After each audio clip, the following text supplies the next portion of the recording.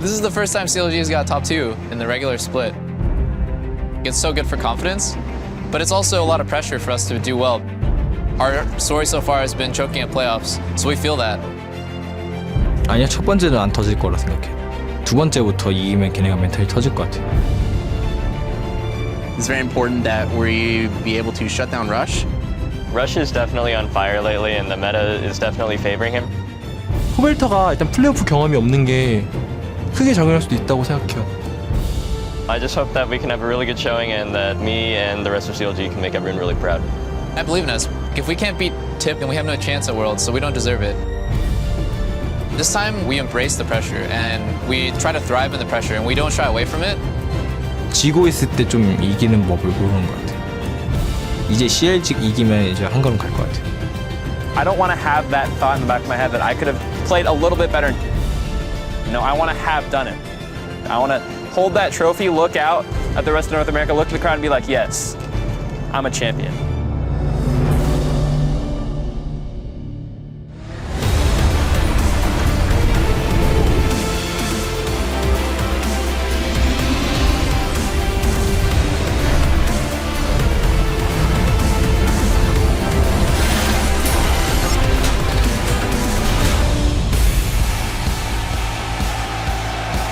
Welcome everyone to Semifinal Saturday here in the North American LCS. We're coming to you live from Los Angeles where the fans are ready to see who will continue their march to Madison Square Garden and the finals. A lot riding on these games here today. Everyone's got a lot of energy as you see the fans going crazy already. And here you have Team Impulse just a short time ago as they load in for a day on the Rift against Counter Logic Gaming. A great series ahead of us to be sure. Hello everyone, I'm James Dash Patterson, and lending their expertise in today's matches are Aiden Zyrene Moon and Team Dignitas's support Kiwi Kid. How you guys doing today?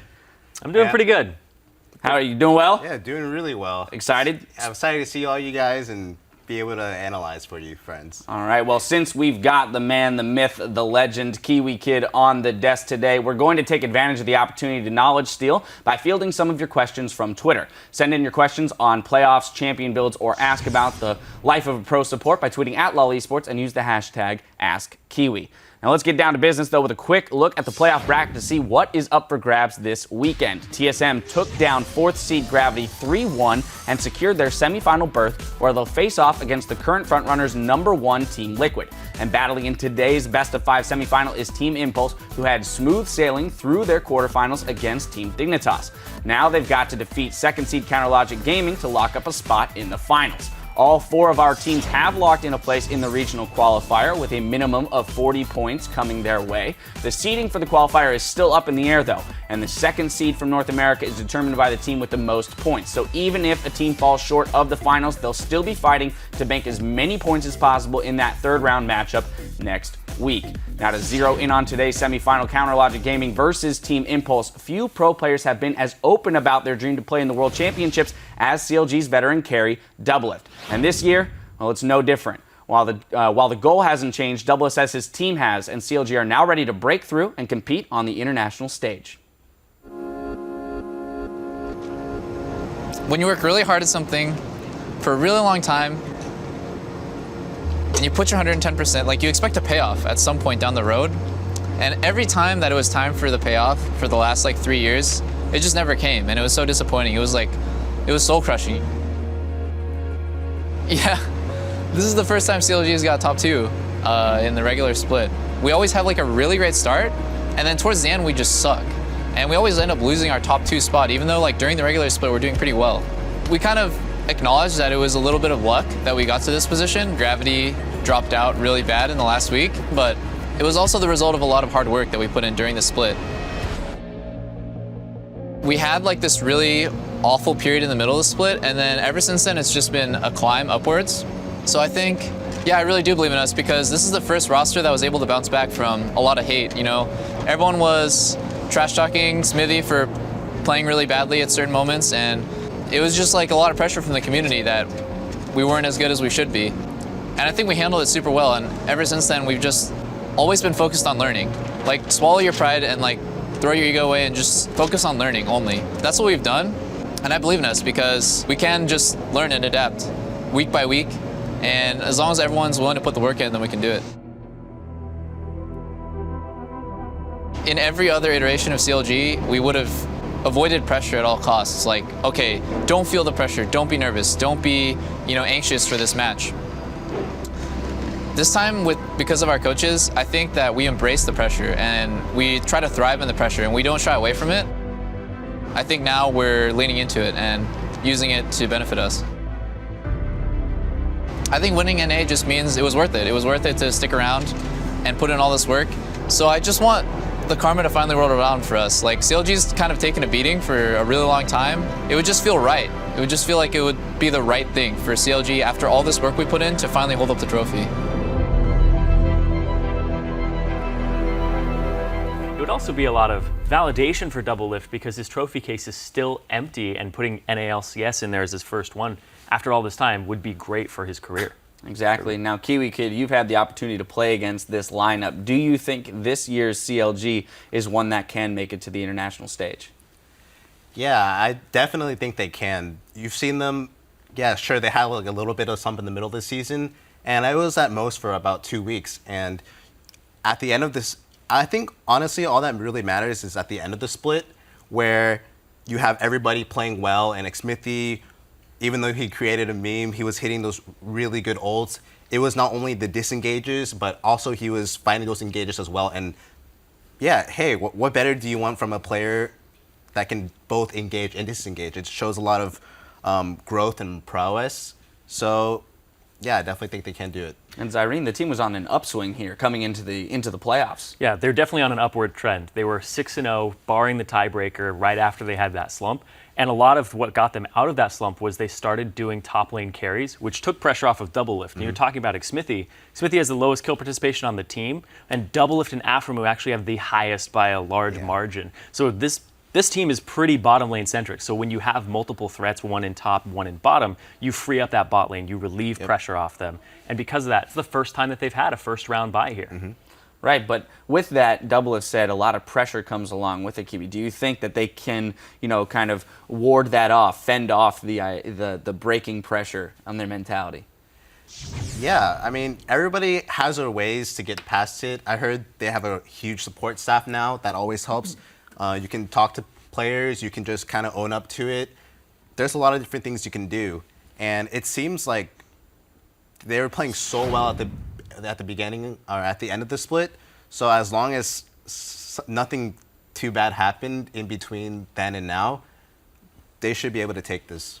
Just got to keep that momentum going. Now, meanwhile, Team Impulse have rolled their strong finish to the regular season straight into playoffs with a 3-0 sweep over Team Dignitas in the quarterfinals. Yeah, last split, Team Impulse, they finished the regular season strong, but they ran into troubles in the playoffs when the strongest perceived playstyle was Cinder Hulk, and that was outside of their comfort zone. So they failed to adapt, and they fell flat in playoffs, getting 4th.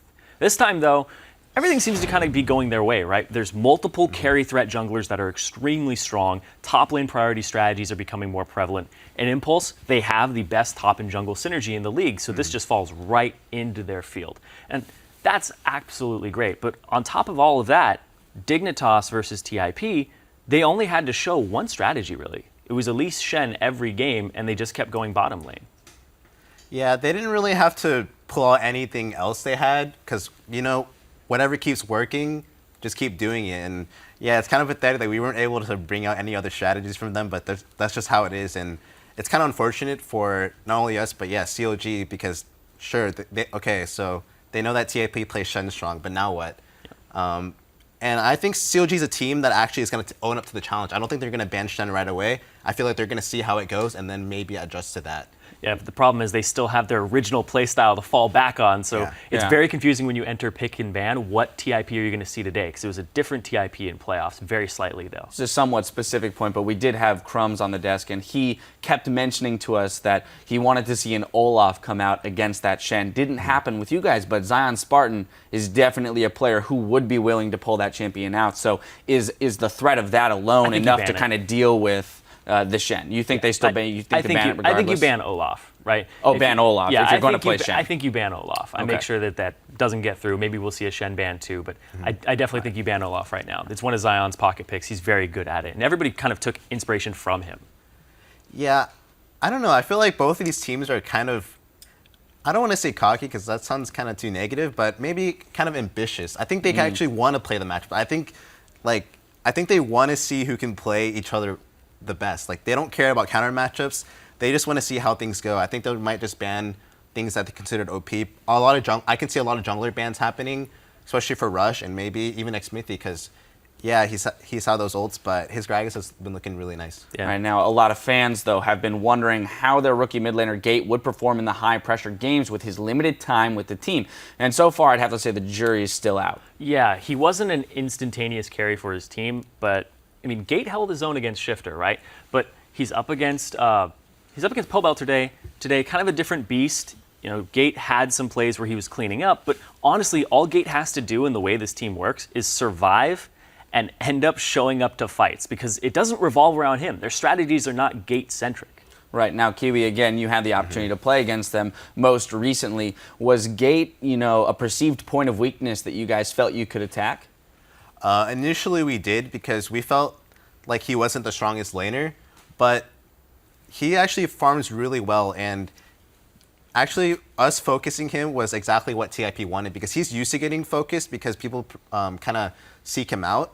But he's great at playing passive, and that can be really detrimental to anybody who wastes time on him, essentially. All right, we'll see if CLG can learn from that. Now, before we send it over to the casters, I do want to get you guys' quick predictions. Who do you think is going to win this series today? Irene, I'm going to put you on the spot first. I'm going to say TIP, but I don't know how many games. All right. Because so it's a nebulous TIP. I think it'll be back and forth, though. Okay. Fair enough, Kiwi. I'm going to say 3-2 TIP. Okay. I just feel like I love how they work around Rush, and it really is inspiring, and it's so action-packed, and I feel like you need that calculative aggression to win. Yeah, Xmithy has to step up today big. All right, well, 3-2, though, means we're going to have a good series. So that is enough to get me excited. With that, we're going to hand it off to our casters to get the series underway. Now, as we go, Double Lift explains how the first round bye has benefited CLG and given them a big advantage in today's series. For them, they're going to be focused on their match, Tip versus Dig, and then only have a week to prepare for us. And I think preparation against us is a pretty big monster to conquer. Like, we play so many different styles, and we play so many different ways. It's so hard to predict what we're going to do next. Having really recent information right before our match just gives us that upper hand. Hello everyone, welcome to the caster desk. We're going to see just how good CLG's preparation really is, and Impulses too. I'm David Victorly, along with my fellow co-casters Sam, Kobe, Hartman, Kensler, Joshua, Jat, Leisman. You guys ready for some League of Legends? Yeah, absolutely. Always. Yet another try for CLG in the playoffs, and this is all the semifinal matches we have this entire weekend are awesome. Yeah, I got to say, this is probably my favorite weekend of League of Legends in a long time. Yeah, this one is specifically is going to be really action-packed because these are the teams in the North American LCS that have the most kills. The most kills per minute as well, because they also have the fastest games. So definitely going to be a lot of action. I had to say the GPL semifinals were last night, and there was like more than 1 kill per minute for I think like every single game. Right, might not get there. But we're gonna have some very fun, very bloody games. It's gonna be awesome, and we're gonna check out the starting lineups for Game 1. On the blue side, Game 1, Counter Logic Gaming, Zion Spartan in the top lane, Smithy in the jungle, Pobelter in mid, Double Lift AD carry, and Afromu support. And on the red side, it's Team Impulse. Up top is Impact. In the jungle, Rush. Mid, Gate, AD carry Apollo, support Adrian, and Coach Fly. And of course, we already had the analyst desk introduce the game, so Champion Select itself will start very shortly now. What are you guys looking for as we get ourselves into the first game? Target banning Rush. Yeah. I might as well throw all 3 bans at him. I wonder if they're going to throw all 3 bans at him, because it's obviously the Lee Sin and the Evelyn are high up on it, and the Nidalee and the Elise. That's actually kind of 4 deep. So I wonder if you can throw all the bans and get successful deltas out of the next champion he's playing on. Well, keep in mind, all 3. Okay, yeah, not all 3. Gates of Zero's gone, but both teams picked blue side for all of their games, which is actually a bit unusual for the LCS. So first pick seemingly very important for these guys, which makes me look very closely at what CLG goes for at the start. Azir Nidalee, I think, not surprising bans against Impulse so far. Interesting how CLG fear the Elise more than the Lee Sin. I mean, Elise Rush does not like Elise as much as he does Lee Sin, obviously, because he prefers champions that can jump over walls at any time and don't require something to jump to. I think even more interestingly, it's the fact that CLG is banning it on the blue side. At least the champion is proven to be viable for first picks in a lot of different situations. And then I almost feel like because CLG banned out the Elise here, it makes the Gragas ban, which xMsmithy played in the vast majority of his games during the regular season. It's kind of a champion pool test for xMsmithy, and maybe he's just going to go with Echo. First pick, that's an unexpected first pick, that's for sure. I was thinking Evelyn in my head. Both these players very good at that champion, but actually not at all. She did just get damage nerf to her Q. 20 damage late game, which is fairly significant. Of course it is. We'd still seen her somewhat competitive, but yeah, it seems to be dropping her down enough. Yeah, but the Gragas ban, I really do like that. That's, for me, has been Smithy's best champion by far, even with the ults sometimes going over his shoulder. Yeah, and I mean, as Kiwi could actually predict it on the desk, they're going to see what Team Impulse throws at them with the Shen. And for Tip, if it's not broken, don't fix it. Impact has been an amazing Shen player all the way back to the Season 3 World Championship, and he's continuing the trend here. Yeah, I like, since they're on red side, just going and sticking with the strategy in Game 1 with the Shen and force CLG and Zion Spartan to actually make him change. I did talk to Zion quite a bit, actually, about recent top lane matchups, the changes with new top laners emerging and a lot of the counter picks, and he's confident going into Shen. He actually has a couple of options. Here's the question. How is his Fizz into the Shen? Like, he has the Olaf and the Fizz, the two champions that Zion Spartan has been most successful with recently, and both of them are available right here. The other thing that we can look at for CLG is the champions they were using during their 6-game win streak at the end of the split. Pretty much all of those team compositions, when they could have them, had Tristana and Fizz, two champions they could easily control in this draft phase. All right, well, we're going to see how well they can control the turrets in this one. They do have the Tristana. The Evelyn does come through, and yet again, Impulse letting the Kog'Maw come through. We'll see where it ends up going, if it's Apollos or Gates. That was quick. Yeah. So it's the Olaf, Kobe. Yeah, no, well, it's not really a surprise. I was surprised how quickly they locked in. A lot of times teams like to let that timer lock down really quick, but I guess. So the thing is, like, carry champions are really good into Shen just because you have a pretty free lane there, and Olaf is pretty much the top tier for carry champions right now. And then Victor has been #1, if not #2 mage in the mid lane. So that's why those picks at the end were so quick there. The only thing that's surprising to me is, even though it has been such a huge pick, it's not something Pobelter has played this split that I see. He's been pretty much only on the Azir train. It's also interesting to me here that once again CLG decided to go Olaf without any inherent speed boost, so he's really going to have to snowball ahead since there's not really a team fight comp there. Whereas Team Impulse, again, has gone with this Kog'Maw. Apollo, towards the end of the split, is becoming less of a utility and being relied upon more as a carry. It's a new dynamic for Team Impulse. Yeah, he's by far the most important carry in this game because they've put not only top lane Shen, but also mid lane Lulu locked in for Gate. So very supportive cast here for Apollo on the Kog'Maw. It's going to be all about the DPS uptime on that Kog'Maw. He has to be able to keep auto-attacking. And the one thing I like most about this is so many times when you have an Olaf in the game, it's an arms race between whether or not the Olaf can overpower the AD carry, and Team Impulse is trying to tilt the scales heavily in their favor with that last pick. Lulu, all the shields they can put on Kog can give him time to kill Zion Spartan. Yeah, if he can't kill Kog over the 5 to 6 seconds of his ultimate, then they can peel him off with the Alistar, with the Shen, with everything else, and with 3 guys keeping him alive for longer, maybe that works. Also, as far as the mid game's concerned, Evelyn and Lulu can hold some weight for a while. Absolutely. So Impulse might be able to hold on until that Kog'Maw reaches infinity. Even Shen is quite good in the mid game after first item. So. Holding on against CLG has been really hard for most teams in North American LCS, though. Now, CLG, a great early game team, and you guys at home are always involved in these ones. Stay connected with us on Twitter. Let us know how you think this series will go. Vote and tweet at LOL Esports with the hashtag CLG win or the hashtag TIP win. Our analysts on site, Zyrene and Kiwi Kids, said it would go to Team Impulse in some number of games. You can prove that wrong. Here we go. Game 1 of the North American semifinals.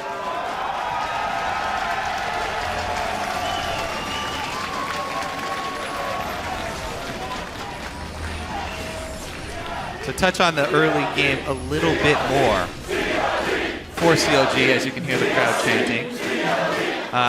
Not only do they have the most first bloods, first turret percentage, and they're tied for first dragons, but both Zion and Double Left have the most CS advantage at 10 for their roles. So their lane swap game has been really strong. But it's all about the late game for CLG. It is about the late game, and in fact, Apollo talked about that, and he says part of Impulse's strategy is to wait for CLG to slip up.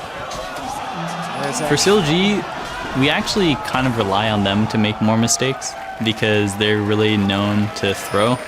And it sounds a little bit harsh, but we do actually kind of play around that. We know that they'll probably make the first mistake rather than us making the mistake. It's always the question. Yeah, well, I was wondering about the first mistake. That ended up being just a trade of summoner spells, so CLG was doing the aggressive invade, and Zion Spartan forced the flash, but he lost his ghost. So as far as which summoner comes back first, it is a tiny advantage there for CLG. Well, and the thing is, attacking Olaf early is a pretty good strategy. You know, Shen, the thing with all of these tanky champions that aren't able to bully their lanes and win them on their own, they always have a bunch of CC in their kit, and Shen is good at setting up early moves. Look at this invade here, though. Is going to go across the ward in a couple seconds. It's the second invade CLG is doing. It's actually rare that a team will do deep wards on one quadrant of the enemy jungle, then sweep all the way over to the other side. This is going to get real interesting. I wonder what CLG's going to end up doing here. Well, that was the mind game. Their plan to attack Rush early is paying off here because they found him on the other side of the map, and they're taking away jungle from the quadrant that Rush is already committed to. So now he's going to have to find a way around to some farm on the other side. This could turn so bloody so quickly because Rush does not like having this jungle stone. He's going to go in. He's going to try for the fight. Taco's in on his Zion Spartan, who is missing a defensive summoner. He has no way of getting out very easily. Impact, though, missing his cooldowns for now. Gate showing up. Glitter Lance hits Zion Spartan, but Poe Belter shows up to buy some time. Out they go, and a camp and a half gone. Yeah, at the end of the day, though, Rush did get the large raptor, so from a total experience perspective, Rush hasn't really been set down since that one quadrant was taken by both teams, and now they spread to the rest of the jungle. This is a big-time mind game, and some big bluffs are going to have to be played now to see whether Rush or xMithy can get a bigger edge in the jungle.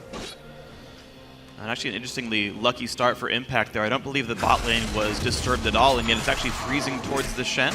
And again, it is a summoner-less Olaf. Evelyn not the scariest at level 2, but something you may need to keep track of. Zion Spartan's going to be overcommitted here. For now, though, Rush happy to go for a somewhat counter-jungled blue buff here, and it actually might end up being 2 buffs per team. Yeah, basically it seems like Rush went to chase xMithy into his jungle and maybe catch him doing his blue, whereas xMithy wanted to cut off Rush in the expectation that he'd try and get his red since his other red was stolen right there. Very, very strange here. It looks like now they're all going to figure out what exactly has happened with that late invade by the CLG side. They know pretty much what's up. Well, yeah, since the bottom lane minion wave was already pushing towards Impulse, it makes it very easy for CLG to make the call to go for this invade, to try and pick up the blue, because Zion can easily shove up the lane. He had a huge double minion wave stacked and go ensure that Smithy is not harassed while he does go for that counter jungle. So both of them coming away fairly even. Yeah, the strangest thing that I do want to mention about all these early game jungle shenanigans is in the past, we would have said that this 3 buff is a giant advantage for xMithy since they stole the red and the blue and got their own red. But then if we just look at the gold, it's actually Rush who is up about 100 gold over top of xMithy because all the little camps have so much golden XP put in them, and honestly xMithy spent a lot of his time in transit. Really no full advantage even gained from all those shenanigans. Yeah, that was really a thing of last season where stealing away buffs was a very big advantage. Early game now, not that big of a deal.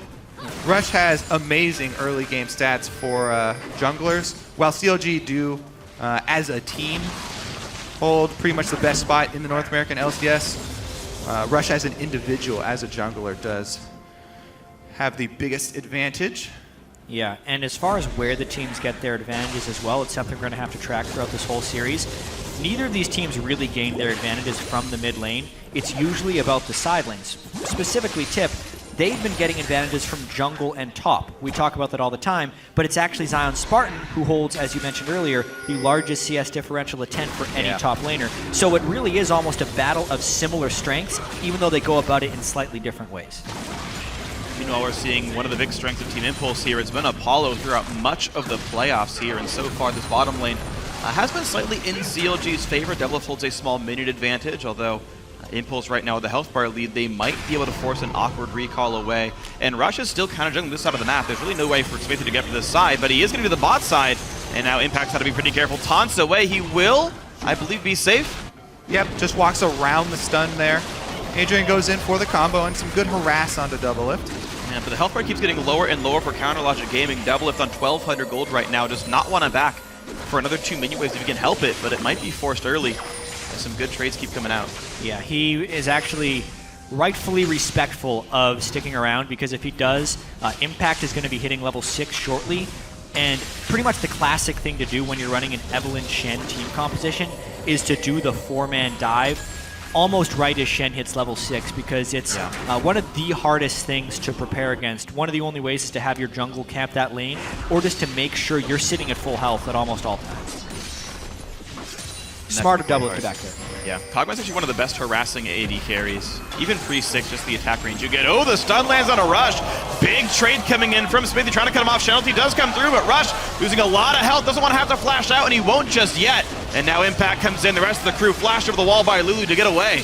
And Impulse just not taking the right kind of fight. Impact gonna have to use his flash. If it even matters, he's one hit away. There's the axe! And first blood, Counter Logic Gaming. Yeah, it definitely seems like Team Impulse was out of sorts in the midst of that fight. Impact taunted in as Gate was flashing out, and then Impact wanted to save his flash. Kind of ridiculous that xMithy picked a fight with the jungler 2 levels above him, and his team was the ones that come away with the first blood. First blood to Zion Spartan as well, exactly what CLG wanted. It's the strong laners, that very quick double lock-in of the Olaf and Victor that we saw collapsing earlier, and being able to just burst down single target after single target here from Team Impulse. Each member of Impulse goes in one at a time there. It's very easy for CLG to focus their fire onto a single person and force them back out of the fight. There was very little return damage during that skirmish from any member of Team Impulse. They spent almost the entire time running away, and that's why they were able to, that's why CLG was able to come out with a victory in that skirmish, even though Smithy was so far down. Solid plays, and you know, the way CLG wants to win, get a good early game and have your dominant laners continue to dominate. So far that is happening. Zion Spartan has to feel good about this start to the game. Double Lift still just holding on to this matchup. Apollo really not getting much of a lead. Smithy gonna visit mid, but Gate gonna be able to speed boost himself out. He was trying to take advantage of that flashless mid lane Lulu, but does have her own utility built in. Able to get away from the Echo. Still level 4 there for Smithy though. He's still behind, even after that kill. Rush has already hit level 6 and ready to roll with the Evelynn ultimate. Yeah, we have to remember that was a team fight where the solo laners were level 6 and the jungler was level 3. So he has flash. Definitive that xMithy was behind. Rush has been spending most of his time farming in a somewhat risky fashion, but even with that first blood, because of the gold discrepancy between the junglers, which is now approaching 700, it goes to show you how much time xMithy has spent just walking around versus the efficiency of Rush's jungle power. Yeah, it was just good path there from Rush compared to Smithy, because Smithy actually didn't get off too many ganks during that time either. So all around, just a better management of time. He's trying to set up top lane now. Sweeper comes through, so he was spotted by a ward. He just cleared that now. And now Gate coming in to play defense, but he'll get pinched off. Yep. Smithy runs out. And it's funny, actually. There comes the teleport. 4 members. Shen does not have ulti just yet. Here's the dive into the back line. Apollo gets stunned up out of the turret. The Braum passive's there, and another kill now for Zion Spartan. Now what else can they chase? Somehow, Afro Moo lives with the chasing back down onto xMithy. He does not have an ultimate, so he will go down. That's 1 kill picked up. Pavota joins the fight, finds some damage on a Rush. A double kill for Gate. Now Poet, they're forced to flash away with exhaust on him. A big knockup from Adrian. The fight continues, and Double Lift goes down.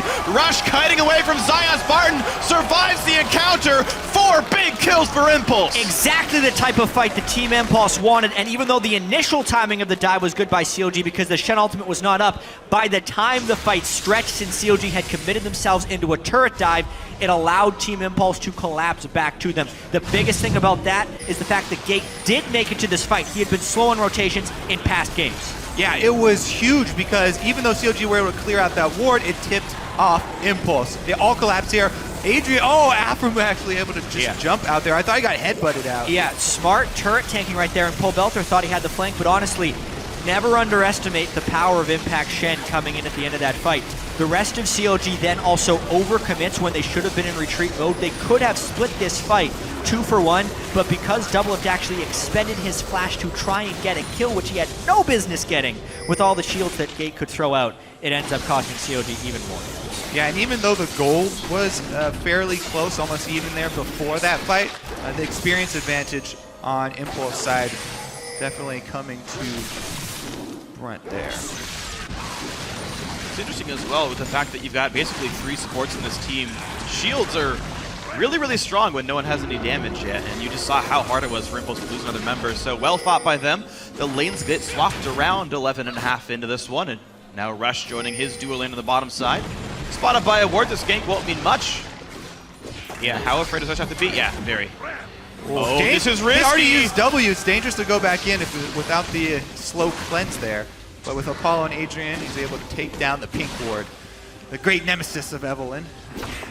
And there goes another one. Yeah, from a team comp perspective, you could say that Team Impulse is a little bit low on damage, but one benefit they have is CLG doesn't have anyone on their team that can shield or heal very well, so that damage will stick whenever Team Impulse gets through it. And also, with the way that Rush has gotten to Runeglaive so quickly, he is going to be one of the primary threats on this team. They're going to continue the aggression, teleporting in. He's already threatening Smithy, and wow, double knocks him into his teammate. Down he goes. Smithy already gone. Right now, Adrian tanking the turret with the Alistar ulti on. No chance to go down. Another 2 for 0. Impulse getting so many good fights. Yeah, their team comp's coming out of control a little bit right now. This is the mid-game power spike that they wanted. Also, when people look at team comps and sort of judge the damage output, it's based upon expected builds that are, you know, the norm for the champions, whereas Rush has been building his Evelyn almost full DPS in some games, and he's looking like he's going to build more AP after the Runeglaive as well instead of going straight into tank after that. So definitely their mid-game damage will be there, because especially Lulu doesn't fall off in the mid-game either, so still maxing out her Glitter Lance, and plenty there for Impulse to take after the turret, going to knock down the Dragon as well. That one tower dive up top just swung so much momentum over to Impulse side with those 4 kills after the tower dive. Yeah, and this is going to be a very difficult game for CLG to come back from. We talked at the start of the game about how during the regular season, CLG was the best team across almost all aspects. Highest first blood percentage, first dragon percentage, and first tower percentage. But this game, they lost the first tower and the first dragon, and also face a big gold deficit at 10 minutes. Yeah, a lot of their early game advantages in the regular season were taken from lane swap scenarios, where they were able to get Zion ahead before he even had to go into a 1 versus 1 scenario. But with the match this time around from Impulse, not able to get that early game advantage. And the thing is for Impulse is they have more global tools here than CLG. With the Shen, they can obviously go with the split pushing, and the rest of the squad can keep Apollo safe while they wait for the Shen split push pressure to get to work.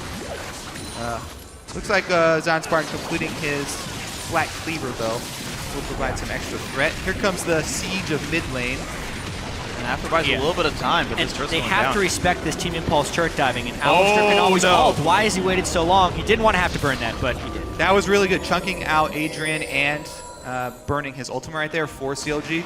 They were able to buy time for Poe Belter to get back to mid lane. Poe Belter is the wave clear for the team, so him being in base is why Impulse were able to get so much damage down on that turret. Here comes the flank from Rush, though. Getting jumped on, but Afra's going to almost get one shot. Nice Summoner heal. heal comes in, Plut the shield. Shalty will come in just in time, and we've got Impact here picking up 1. He's going to get Poe Belter. That's 2 kills so far. 2 for 1, but now comes the Olaf. He wants in, but turns back too soon. Just going to take too much damage from Apollo. Has to run away, and it's yet another team fight won by Impulse. Incredibly bold play by Rush right there. It does cost him his life, but at the end of the day, CLG wasn't as grouped up, and Aphromoo got caught a little bit out of position, nearly able to rescue that one, but it's still going to cost him. Yep, Smithy and Zion can try and wait there with Qs, but again, Poe Belter being down means they won't be able to defend the turret, and Impulse claim another one.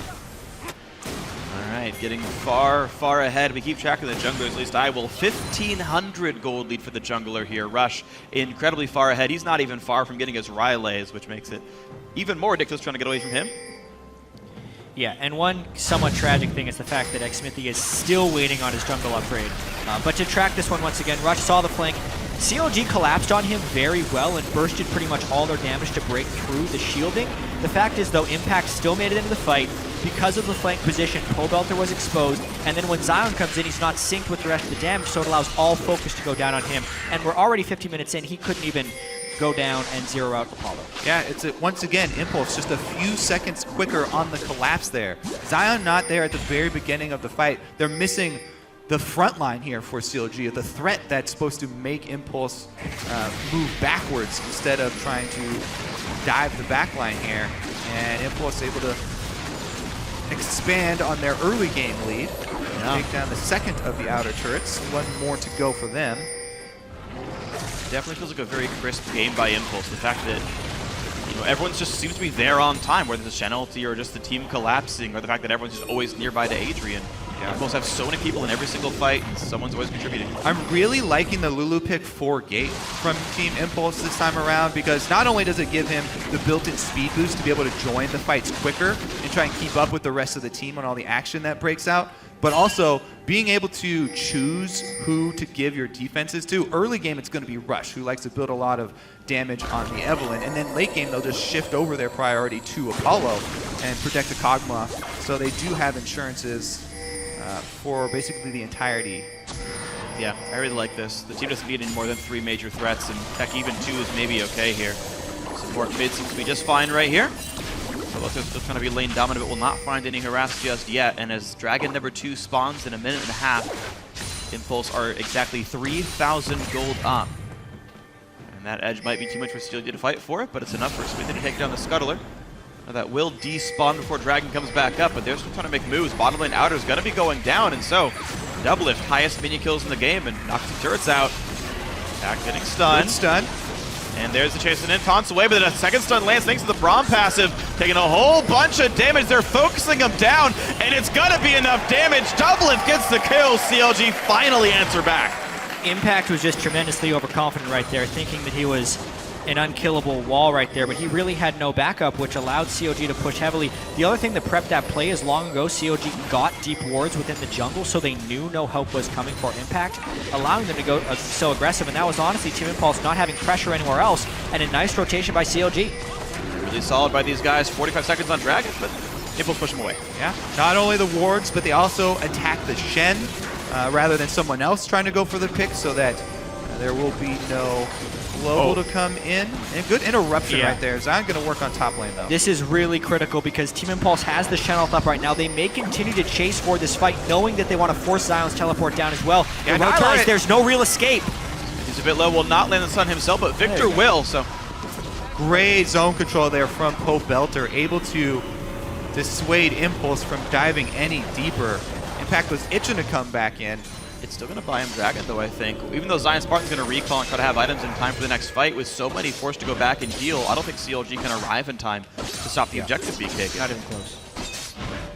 Basically, CLG got trapped in between 2 choices right there. They wanted to get as much damage as possible down onto the tier 2 turret, but then that also didn't allow them to recall in time for any type of Dragon fight. They know that they are the disadvantaged team in this matchup, and honestly, the second Dragon is not the important one. CLG will try and trade objectives until they can go for the next. Yeah, they have to be very careful at this stage in the game because they want to be able to pick someone off from Team Impulse before Impulse are able to group up and make use of the synergy of shielding their carry champions, but they always have to worry about the Stand United coming in.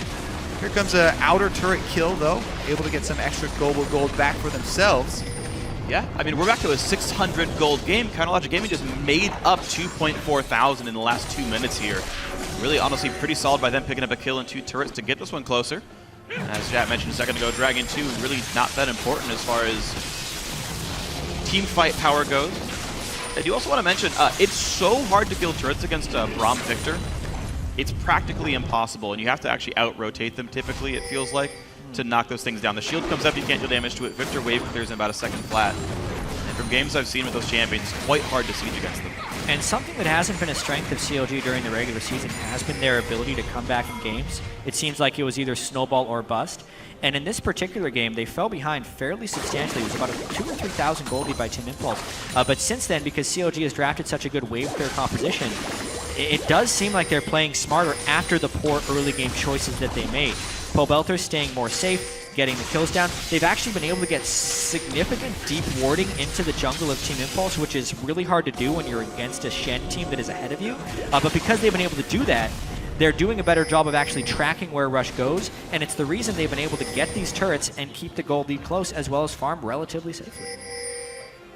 That means we're in a close one. So when the next fight happens, defensive rotation up to the top lane here for CLG. They should be able to head it off. Adrian is ready to go for turret dive though. Alistar does have flash and ulti available. Potential 3v3, and both junglers are around.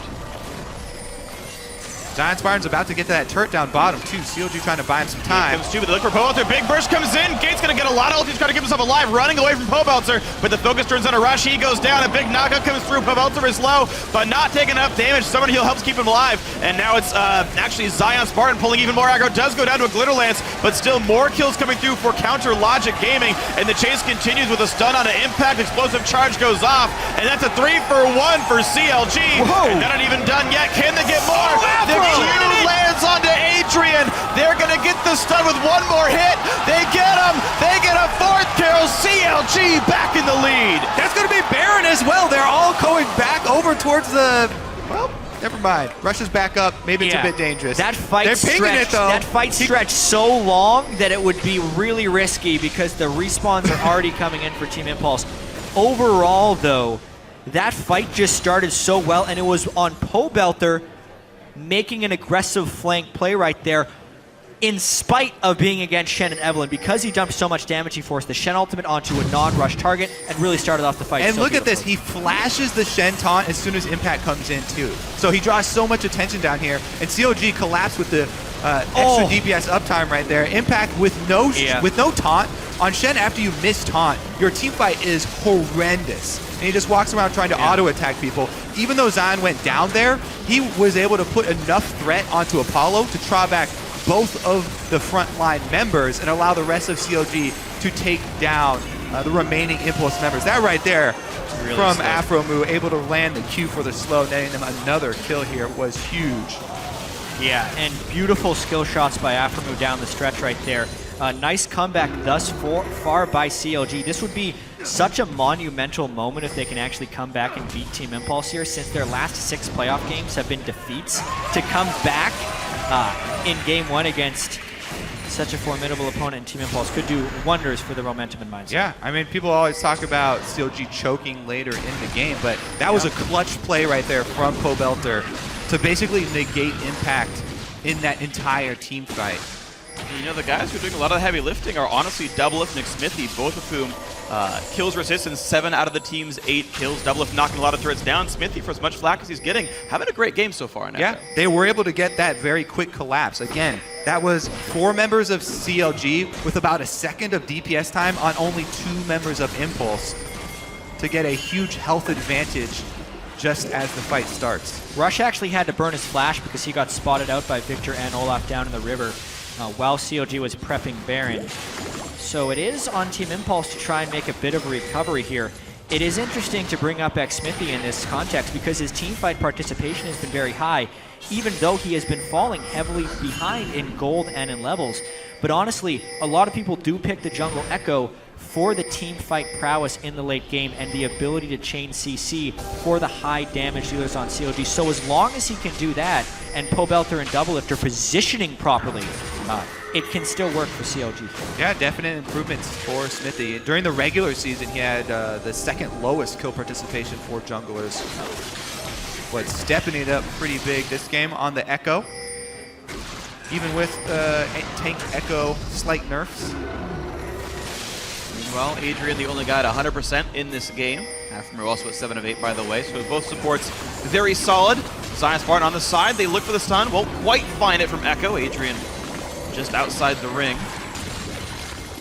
This dragon is quite huge. CLG actually has very good ward coverage throughout this map. You can see Team Impulse trying to catch up with it with 3 upgraded yellow trinkets, but that also means Team Impulse doesn't have any sweeping capability, so it makes their flanks much more difficult since CLG is just covering them with wards, and every time Team Impulse is coming through the jungle, they are walking through full vision, so the sneak attack is really hard to pull off. Yeah, the vision being acquired early here by CLG is very big for them. The reason they came back in this game and the reason they won back-to-back team fights was because they had the better positioning at the beginning of the fight. Impulse have not been able to get the initiation they want, and allowing the Kog'Maw Apollo to be able to free fire for the duration of the fight. It's always CLG jumping on Impulse.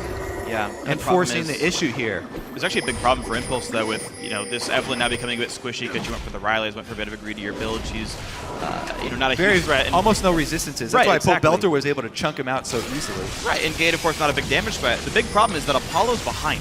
He is 1-1-4. He is he's like 2.4 thousand gold behind Doublelift. It's 3 item Tristana to not even 2, or just now 2 items on this Kog'Maw. When W is down, he is not a threat here. And there's no Zeke's, no Ardent Sensor making him more powerful. It's a long road ahead for Apollo here. Yeah, interesting item choices because as far as Team Impulse is concerned, the whole Evelynn Shen being able to force early fights and dive, which is kind of the niche of this team comp, to work very well. They executed that a little bit early, but then because of the tremendously uncleared ward coverage by CLG, they were honestly able to spot out Rush whenever he was farming his jungle and couldn't really get snuck attacked by the submarine Evelynn Shen. Yep.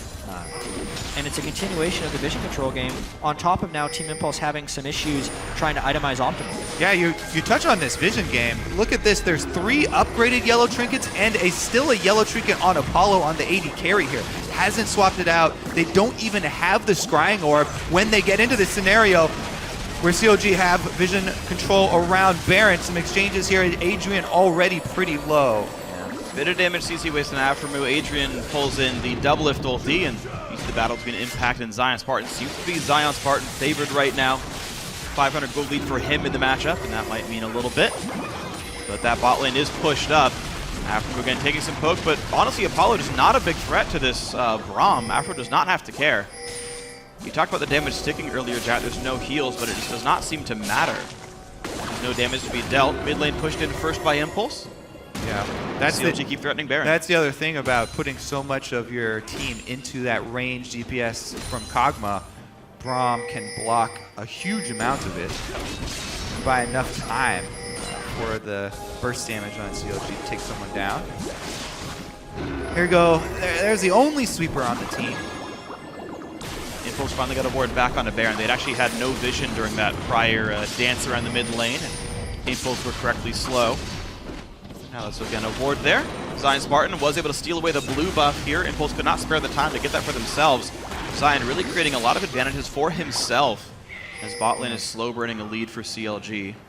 I really don't see why Apollo hasn't picked up a scrying orb. They're going to need it because they're so far behind. He thinks he doesn't need it. Kog'Maw can sometimes scout with his ultimate, but the level 1 warding trigger doesn't exactly do the much. submarine reaches! Pull Belter takes a dive in the mid lane, and now Impulse maybe have some room to work with. 2,000 gold down still, but control over Baron. Yeah, I was going to say CLG had to play very carefully because they're doing a 1-3-1 split push, and all Team Impulse wanted to do was submarine in on them to get the initiation. Belter is up way above the rest of his team, and that is the pick that maybe Team Impulse needs. They can just go for Baron, and unless CLG is willing to go into a 4v5 without their main damage dealer, it would be Impulse's Baron. Smithy, though, prompting. Only Adrian's done. Smithy, though, going to ult right back out. Adrian pops ulti himself to stay alive a bit longer, but that means the jungler will die off. That's 2 kills picked up in a row. Still 10 seconds to pull out the rush. Rush goes low. Low on health. He's got to be real careful here. The passive will tick off of him. But Apollo now, W on cooldown, can't do that much damage. It's still a full team of Team Impulse. This is an incredibly risky fight. How many crits will he get? He's really low. They get the Baron. He just stays alive. But how quickly can they run? Doublelift going to do so much damage. Zion Spartan wants in. All the slows don't quite land. The disengage by Kog'Maw just barely enough. And by the skin of their teeth, Impulse pull ahead. That was an incredibly tense moment for Team Impulse, but it's what they needed to regain some control in this game. What was really interesting is that was pretty much preempted by CLG trying to do the 1-3-1 split push and extend their farm advantages. since really Team Impulse doesn't have good people to deal with the split push. And the way you break that is you force a fight as your squad of 5 and then go take an objective. CLG left open the opportunity to do that because Pobelter was out in front of the rest of his team without peel, and eventually Team Impulse converts it for that Baron evening goal. Yeah, this is actually pretty bad for CLG. You talk about the balance point for Olaf because he obviously does not build many resistances, and he relies on the threat of him killing the AD carry sort of as his defense and forcing the AD carry to kite backwards and spend more time walking rather than auto-attacking. Kog'Maw's very difficult to itemize against in the first place. Not having, you want magic resist as well as armor. He's got percentage health. Every stack is punished in some way. Exactly, for both damage types. So Zion right now, Zion's in a very tough situation where he wants to remain a damage threat, but also has to deal with the dual shredding of Kog'Maw, and is definitely losing a lot of the threat in the team fight now. And of course, everyone not named Olaf could be peeled by some member of Impulse there. So yeah, there's a good wall in front, and I don't think Zion can strictly win the duel. So Dragon coming up in 10 seconds. CLG did earn the previous one off of their prior gold lead. But with Baron buff on, I think it's pretty unlikely you can test this. Yeah, especially because if CLG loses a fight, they most likely lose the game with the strong Baron buff push down the lane by Team Impulse. They have to just kind of give this one away. Doublet was hoping to get some damage done over the wall, but it's unlikely that happens. Flash. He will not. Would have been risky. Actually, could have E-ulted. Like, that's not even that risky. Yeah, well, also the big thing there is not only do Impulse get the Dragon, but they also have Baron buff, so the split push that they were doing while getting that objective also nets them a turret kill, and they're being able to close the loop here on CLG. All that vision that they were not able to clear out with. Uh-oh, here goes the dive. They go right away for Aframu. Ulti pop to buy some time. Good damage from Double Lift as well. He's Apollo's in a bad spot. Oh, wow, overextension Apollo. Way too far forward, doing his Charlotte impression. Goes down to the bot tier 2 turret, and now it keeps on going. Already 2 kills picked up. Trades for Olaf. That's the third one. A double kill for Pobelter. Smithy might try to find one more. Can he slow down Adrian? Not quite. Boots will be going to be enough, but CLG fires in. Just a huge gap in the positioning of Team Impulse. They go for an immediate dive, but they had just separate goals right there. The team gets split. Apollo is completely isolated between CLG and a teleporting Zion Spartan, so he gets wrecked. And there goes the advantage that Chip got from Baron. Yeah, you have Baron buff. You want to continue the split push. You want to Baron buff as many minions as possible. Yeah. You already have so much pressure, and they are the ones to force the issue here. Impulse getting a little bit too anxious there for the tower dive, and a big blunder. Let's CLG right back in. They get 2 turrets off the back of it as well. Perfect capitalization here by CLG. Get the turret! Almost perfect. All right, you know what? It's okay. It'll die soon. Yeah, 12 health. 12 health on that turret. If that turret never goes down this game, I'll be so sad. So that's not even the big thing, though, right? You're on your back. You want to have that cash right now because they're going back to purchase right now. Yeah. So being able to get the turret later doesn't do a whole lot for you. Yes, you'll have more gold in your inventory, but it's all about the items that they're able to buy for the next team fight. And that was actually a huge defense for Impulse. Look at this, though. Honestly. Apollo's even taking the turret as he walks in to try and... Apollo, he was trying to catch up to the rest of the team because he thought that was a clean dive, but honestly, he needed to walk around the other side. There's just no excuse for that. To actually take the turret aggro before the dive. I mean, there are a couple problems with that. The call to begin with, then the execution as well, so... Yep. I mean, I agree. Yeah, big misstep by TIP gives away a lot. Yeah, and even though Team Impulse did get the 3-0 in the quarterfinals, in every single one of those games, there was a decent-sized misstep by Team Impulse somewhere in the game. It happened every game, and the question we were asking in that series was when was that going to come back to actually cost them a game? This was their misstep in this game. Obviously, you don't want to have those missteps, but it seems to be something that continues to plague Team Impulse, and now they have to make up for it. Yeah, that's always to me like what Impulse has been about. Is he's like 70% of the time they're right calls, where it's like they're going to be really aggressive, going to be very proactive, and it usually looks cool. Sometimes looks terrible. Apollo said part of their game plan was waiting for CLG's mistakes, but you know, some of those on both sides certainly. Plus, as we get to the super late game, I always give the advantage to the team that has more threats. the optimal full item builds, I feel, always include some sort of DPS item. And Shen definitely going to fall off pretty hard for Impulse. It's such a tough one here because on one side you have kind of a Juggermaw with an AP Lulu and a Kog'Maw that could theoretically rip through people, but then you consider the fact that you could have 3 people just bursting damage onto that main threat and take him out right away. Ultimately, the more threats might come out on top just because one misstep in positioning will be punished harder for Team Impulse than it will for CLG. Yeah, plus, late game Tristana does still bring the crit to the game here, whereas Kog'Maw doesn't have any in the build quite yet, unless he turns that into an Infinity Edge. That's almost definitely the build. I would be really surprised to see Bloodthirster from the Kog'Maw here. I really hope it's not. I think it's they're very wrong out of the buy. So it's worth pointing out that Adrian actually on Alistar is actually both a good Zeke's Harbinger and a good Ardent Sensor user. I'm pretty sure the heal hits everyone, and Shen just doing bonus magic damage on hit, not exactly a bad thing. Lulu either, so. Gonna take a while for him to build it up, though. Yeah, I mean, he's not exactly rich. All right, top lane fight. Impact has a lot of passive magic damage burn, and Zion Spartan, not having a lot of lifesteal yet, actually will slowly lose to Impact in a straight duel.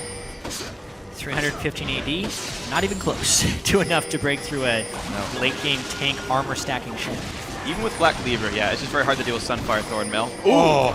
Yeah, that is pre-Infinity Edge crit, by the way, 477 against a real champion. It gets worse from there. That was Triforce proc as part of it. There's the ulti in. The rush slows down too. Double if Rocket jumps away. He's still got Buster Shot, does not use it yet. Yeah, the question will be whether this positioning allows Team Impulse to get a turret or whether CLG can rotate in behind safely. This game is on such a hair trigger right now. Could really go either way. Whoa, Smithy went in the... Oh, dear. That's one mistake. He thought he was a Sejuani ultimate. Just went right in there to the enemy team. You're talking about, positioning late game. These are where those mistakes will cost you something like an inhibitor. Those are very, very scary at this point. And him being on Echo is going to allow him... Yeah, he does get one do-over. ...to redo. But, yeah, gonna have to... It's a big cooldown. They do not want a team fight now. So, definitely dangerous for them. The other thing that is very big in the late game is sort of the game-changing ultimate from Alistar, where later into the game, everybody's getting all this penetration, and it is about punishing missteps, and you can burn people down very quickly. Alistar is one that still, to the late game, remains extremely difficult to work around. Yeah. Provides so much zone control coming from the support role, even more than a lot of the common tanks do, even at full tank build. So. And he's getting more shields too. Locket plus face. Alistar will be fairly big. This is also a super important part of the game. Dragon 4 is going for tip, and CLG is trying to Interesting trade here. With the Victor and the Trish, they can burst down this Baron so quickly. The question will be, do they finish or do they peel and fight? They're a little slow here, so Team Impulse could get a fight if they want it. This could be a 4v5. Olaf could show up, so could Shen. Adrian buys some time, pops ultimate, takes so much damage he could die during the Alistar ulti. Gate also forced out by the Victor. And this Baron now just starts regenerating back to half HP. Dragon did not even go down. Very good stuff. They need to let Apollo lifesteal off that, yep. Impact stops hitting it. They want to keep going on this, but remember, there's not many critical ultimates outside of the Alistar one that was burned by Team Impulse, yet CLG did use the Victor ult, so the team fight could still go in Tip's favor. Rush has Flash to try and steal, or will there be a fight? Afros at half, Gate's really low. Will they get enough there? Wild Growth is alive here in the back line. Blue team picks up Baron Nashor. No steal for Rush. He flashed and did not do anything. Double knocks him away. And there's the axe slowing down Gate, misses the glitter lance. Q lands from Afro, gets away, a bit of burst, and they re-engage. Now Pulitzer's low. Impact of the front line has to flash out, and they pick up Braum. They almost get Xmithie. It's so close, but he survives it. But it's now the chase coming in. The Kog'Maw wants it all. It's a trade of 1-for-1. Rush, he's got to be careful. There goes Double if the shields come in. He goes down, but he gets hexed, and now Apollo's going to die for that one. A double kill, and the chase continues. Gate trying to run away, but CLG, they've won the fight. Battle of the late game AD carries, and Double Lift comes out on top. For all the times that Double Lift late in an important game has flashed or rocket jumped in the wrong direction or too far into the team and have it cost his team the game, the fact that he's still doing that, but this time is successful, is just remarkable. This time CLG take a little bit of control of the game. It's at least the inhibitor. There you go, TSM eat your heart out. 80 carries who flash forward and make it work. Well played by Double Lift here. Eventually it's going to work. That was, of course. That was such an important play for Double Lift to go super aggressive, get the extra attacks to pop off that explosive charge. What an Yes. intense fight. Important crits as well. Crits at this stage of the game mean He knocks everything. out Rush, who came in too early. Yep, gets knocked No out. chance Gets for knocked Seal. out though for Free. Yeah, such a back and forth fight too, because this is the moment where Zan Spartan is going for the kills because he can ignore the glitter lance. But then when the Olaf ultimate runs out, it's time for the fight turn by Team Impulse. Yeah, Impact able to get the taunt only on to Pobelter there, but he does split the team. As Impact draws all the attention over the wall and uses his flash to get out, it split the team long enough for Apollo to go onto the front lines. Here though, Double FC in red goes in for it. Also flashed over the glitter lance, and then to get the auto attack immediately after Apollo, be able to rocket jump afterwards. It's a very clutch moment for a player that often gets shut down because of his poor performance in those clutch moments. We said it was going to be an action-packed game, an action-packed series between CLG and Impulse, and they are delivering thus far. Big, Baroned-up triple wave here. 2 cannons to boot, and they will be able to get that turret pretty easily. All right, Counter Logic Gaming. Jet, you mentioned the missteps of Impulse. What would it cost in the game? That bot lane tower dive that gave away practically 2 turrets and a couple of kills. CLG have ballooned quite far off of that, actually getting And it was while they had the Baron too. There's the damage of the late game victor as well. Apollo now has to back out of the fight. It's going to be the second inhibitor easily. 5-item Tristana. She's got everything she wants. Double lift, 7, 1, and 7. He missed out on a single kill from his team, crushing it now. Knocking down the top Nexus turret. It's going to go down pretty soon. Apollo on 3 items, actually 4, is a threat here. They have to respect his damage output. Yeah. Next turret survives for now. Rush spotted on the side. So you just need to keep up the pressure. They have 2 inhibitors down. And I think the big thing minions. for CLG is to disengage Rush when he gets into the flank ultimate and then kind of play the long fight. They know they have a big advantage here. Yeah. And they're hoping for an overchase by Team Impulse. It's ridiculous how powerfully CLG is moving into the base here. Really just wanting to get down those Nexus turrets even though no one is dead on Team Impulse. Yeah, they just have to watch out for someone getting a little bit too close to Apollo. Apollo only needs a few auto attacks to take a single member down. Headbutt pulverized Pobelter. Oh, they burst off the support and Rush goes down too. No one's dead from CLG. Impact has to dash away from the team. He taunts the air. That explosive charge does some damage. CLG in the lead. That was one big example of Team Impulse having not quite enough damage right there. Rush also had to build a little bit tanky. They lose that fight and most likely the game. Impact's gonna be pretty low as well. There's the last turret. On to the Nexus they go. 43 minutes. Counter Logic Gaming in the semifinals take game 1. First playoff victory for CLG in a while, and they still have 2 more victories before they can move on to the finals that they would need to have. So really, I mean, that was the action-packed first game we were hoping. Yeah, That was awesome. Made possible by a lot of questionable decisions. Yeah, absolutely. From both teams there. There were questionable decisions on both sides in this one. The whole reason that CLG was able to come back in the first place, the really poor farming that Xsmithy had in the early game, then poor rotations by Team Impulse, but ultimately it's who can capitalize on those things the best is who's going to make it into the finals.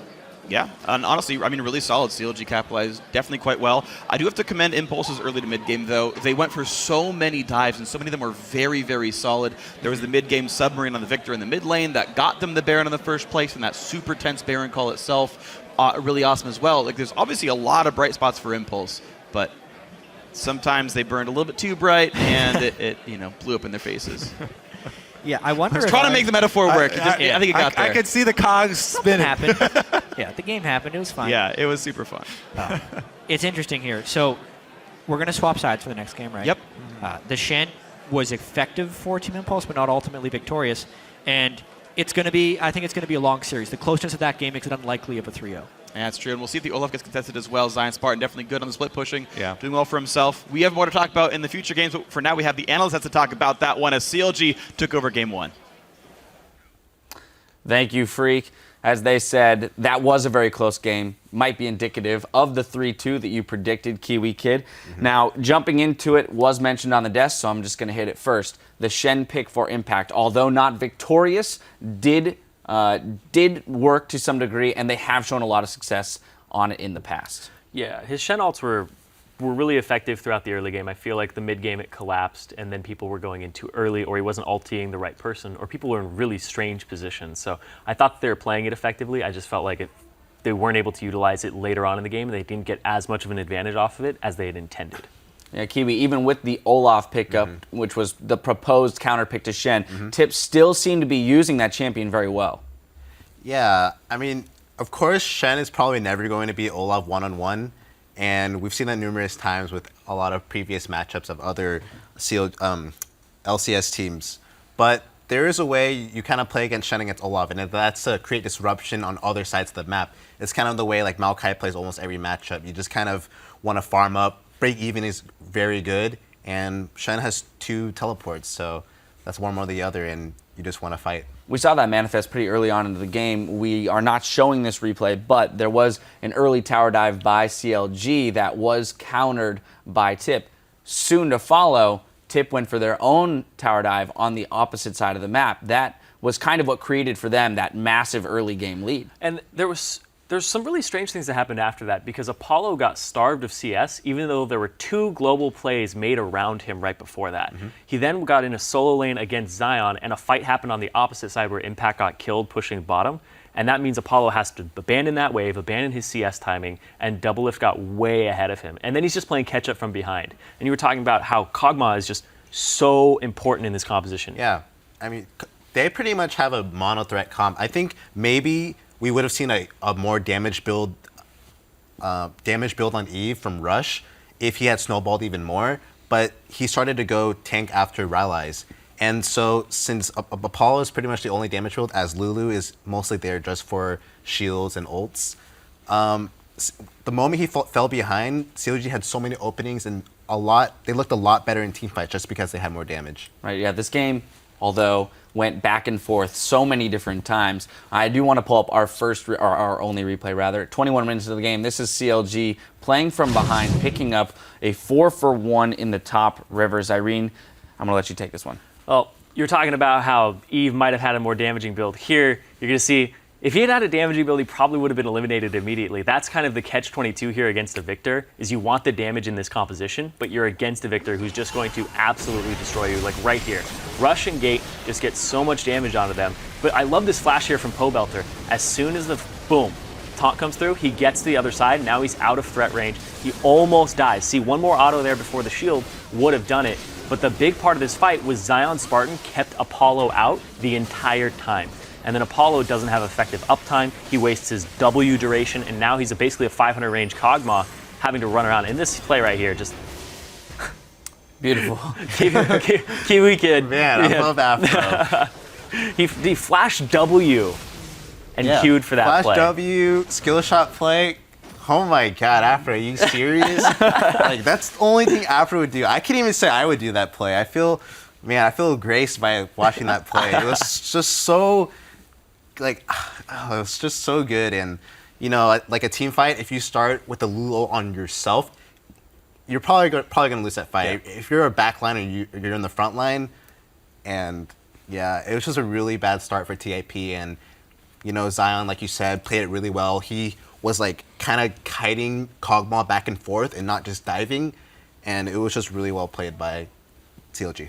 Right, but that was only the midpoint of the game.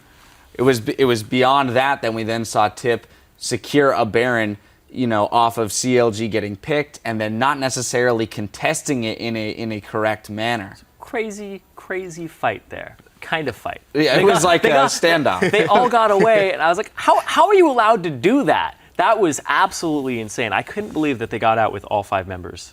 Yeah. Right, but then you follow that. This is just to illustrate the back and forth of the game. You follow that with the over-aggressive dive by TIP in the bot lane, having had the Baron. Apollo seeing the teleport come in, just taking turret shots as Zion arrives to the fight. That's where I feel like the game really turned around, because they had the Baron, they had gotten in with everybody up, they were going to split push, and then they decide, oh, let's go for an extremely aggressive play instead of sieging, and this is what bit TIP. Because the Kog'Maw, like, you have like 3 options there, and they are all way better than the one you chose. I didn't even think that was an option. Right, that shouldn't be on the list of options. You kill those last few minions, you make it so the turret's hitting minions instead of targeting whoever, and then maybe you can walk by. Right. Or you go up, or you go away, right? one of these choices is much better. All of them are much better than take turret shots, walk into their team, and die. Because there's just so much threat on you, and it's the Olaf TP. As soon as you see that TP, and he was not under the turret until he saw the TP coming, you just back off. I mean, to give benefit of the doubt to Apollo, maybe he just felt really cocky, or like he felt since he had Baron, he just, I guess, trusted his team. But, you know, it's a really perilous position. And actually, you can argue that the TIP dive wasn't that overambitious because you essentially, if they had disengaged, they got Bramble almost for free, or for Shen'll, but they also got a teleport. And that's what you want to do as Shen. You want to trade your globals, and now you have your teleport for free. So you can maybe force a 5v4, and you had Baron. It actually was going to work really well. Like I think the dive would have worked out. It's just the execution on it and Apollo having to walk towards it was just absolutely bad. Apollo should have called that off instantly. All right, well, ultimately, good plays and some not-so-good plays on both sides of the Rift this time around. We'll see if CLG can keep the momentum going in Game 2 against Team Impulse. Stay with us. Semifinal Saturday continues after this.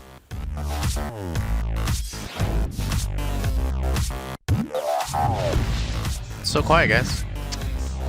Oh. Yeah, man. We're meditating. Supreme meditation, focus. baby. Supreme focus. Supreme.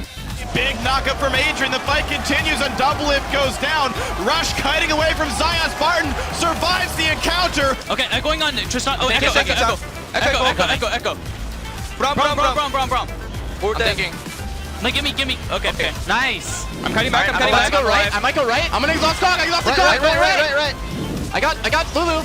Yeah, go on this guy. Shen. Then I can reset. Apollo's in a bad spot. Oh, wow. Overextension Apollo. Way too far forward. Doing his Charlotte impression. Goes down to the bot tier 2 turret. Double Lift. The shields come in. He goes down. But he gets hexed. And now Apollo's going to die for that one. A double kill. Counter Logic Gaming in the semifinals take Game 1.